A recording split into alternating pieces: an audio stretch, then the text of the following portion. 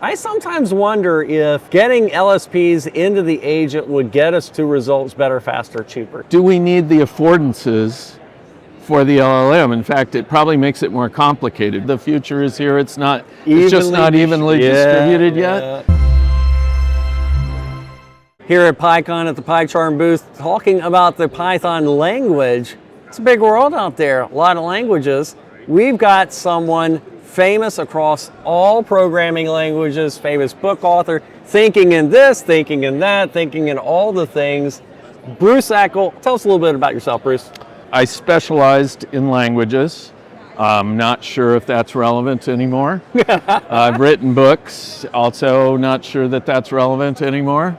So, I don't know. I don't know what I'm going to do now. You also run kind of a gathering where you invite some people, and I've always wished I was smart enough to go to one of those. You got to level up and you'd fit right in. Work on it. Okay, we're here talking about Python, but we also got to talk about the entire world of programming languages in this moment we're going through. We just had the Python developer survey. Anything jump out for you, Everitt? For example, free threaded. 13%. What do you think of that? Well, my presentation here was on demystifying the GIL, which I hope I slightly demystified it for people. But 13% seems like a lot to me right now. Like ahead of schedule? Well, it does. Yeah, it does. And that's just, I don't know. Concurrency is hard. So I'm kind of surprised that many people are using it at this point. I had a project that 2 days ago I had to shift away from 3.14 free threaded because some NLP package with wheels hadn't published a free threaded wheel. So we got a long tail to drag into the future, right? Yeah, that was pretty much what the talk was about. Yeah, okay. Yes. All right, good. Go see Bruce's talk on the recording. Also, one that jumped out to you, and I'm really happy, I'd talk about this all day, type checking. And the people aren't using it enough. Yeah, now that's even stranger to me, but I guess because I've been working with statically typed languages for a while now, and in particular, I've been working with something called effect management systems, which really requires type checking. It's kind of an extended type checking. It tracks more stuff than normal type checking does, because you run into a scaling boundary when you're not tracking side effects. So it concerns me a little bit. I understand why, but because I wrote something years ago where I said, strong typing, Python works, and I'm kind of old Bruce versus now Bruce. Yeah, that's right. I keep learning. All right. Are there any programming languages that have the effect thing? There are. Well, you can approach it from a library standpoint, which turns out kind of heinous and difficult to understand.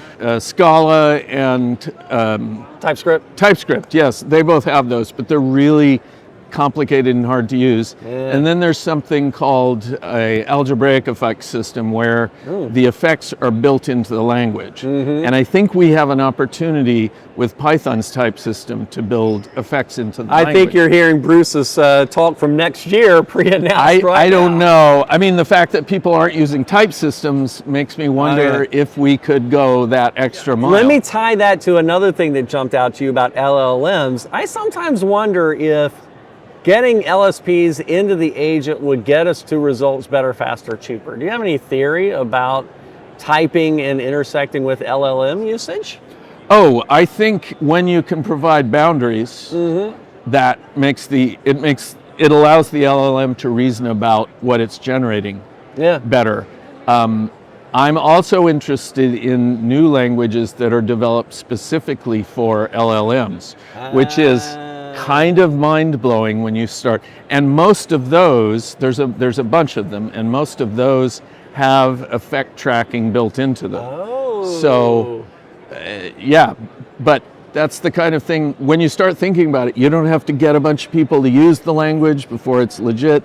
You don't have to create the libraries. It's all, the LLM's going to write the code. Exactly. And a lot of them seem to reduce the instruction set.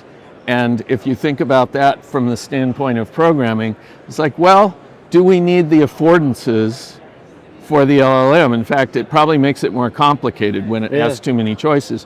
Whereas if it narrows it down to looping and decision making and making everything immutable, then it generates code more easily. Yeah, actually reminds me of RISC systems. Well, exactly. It's the same thing.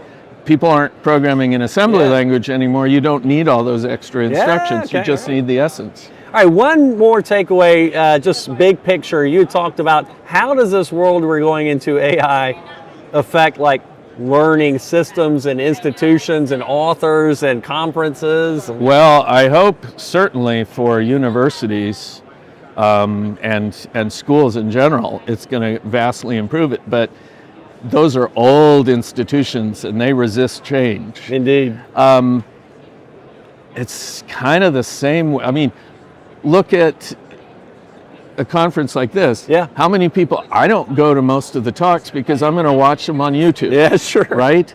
And I don't really read books anymore because I just ask the AI for answers. Sure. So it's like, I guess the answer is it changes everything, and it's just a matter of how long. It's like what William Gibson, I think, said, the future is here. It's just not evenly distributed yet. So it's kind of like we're not seeing the effects yet, but I think, boy, I mean, the universities in particular are in for some big shocks. Indeed.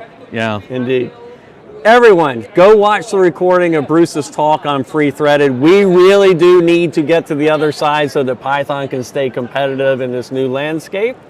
And go buy some books. Bruce, hey, thanks, man.